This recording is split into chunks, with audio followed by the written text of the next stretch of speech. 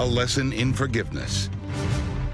He was just 13 when he pointed a gun and shot a mother in the face. And for 25 years, he's been sitting behind bars.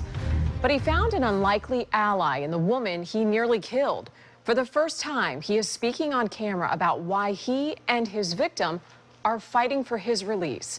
8 on Your Side's Candace McCowan has this incredible lesson in forgiveness.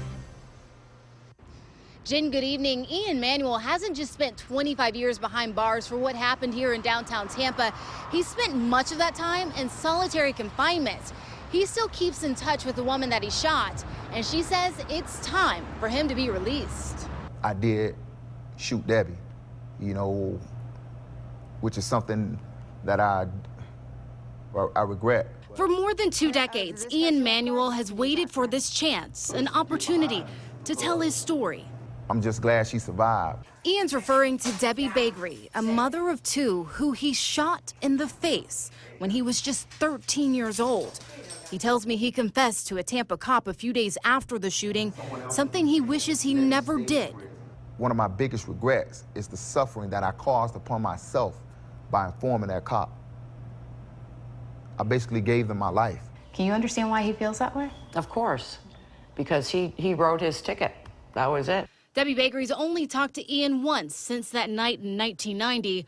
1 year after the shooting, Ian picked up the phone and called Debbie from prison. And I'm thankful that I took the initiative at 14 to pick up that phone and call Debbie and ask for forgiveness. Debbie says what she learned about Ian and his situation struck something in her heart. He had an attorney that didn't really work the case very well.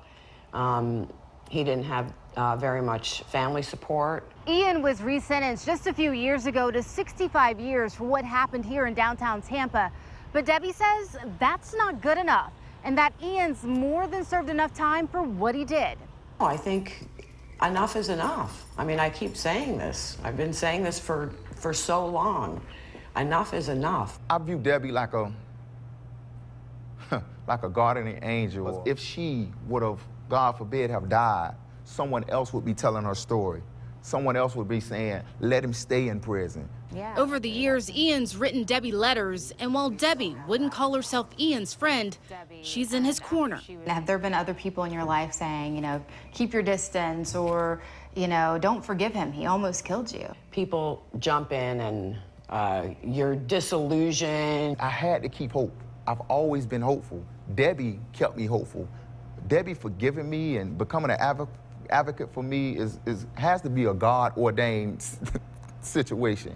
Well, Ian recently filed a motion to correct his sentence, and it was granted. However, the state appealed that decision, still leaving him in limbo.